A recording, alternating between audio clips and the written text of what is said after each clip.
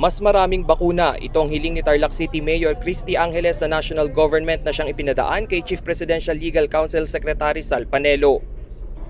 Sa ganitong pamamaraan, mas mapabibilis ang paggamit nila ng herd immunity bago matapos ang taon. Bumisita si Panelo sa lungsod upang personal na marinig umano ng kalihim ang karagdagang hiling ng city government, lalo na sa COVID-19 response program nito. Kung pwede sana yung vaccine, marami. We have 370,000 population in the city. As it is now, we're doing our best to be able to go to herd immunity. Kaya nakapila po lahat ang mga gustong magpabakuna dito sa ating lungsod. Kada barangay ang magiging COVID-19 approach sa lungsod upang maiging maaksyonan ang bawat sitwasyon.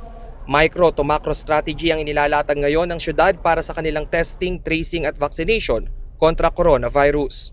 We're still under the pandemic at ang concern talaga natin, major concern in the city right now is our COVID-19. Aprobado naman kay Panelo ang estratehiya ng syudad at sinabing magkakaroon ng hiwalay na dialogo kasama ang mga local official. Para yung mga concerns ng lahat ng mga barangay kapitan, mga local mayors, makakarating kay Presidente. Yes.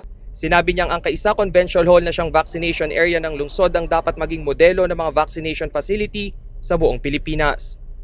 Ay, dapat ito maging model ng isang vaccination center kasi maluwag plus parang bukas na bukas eh.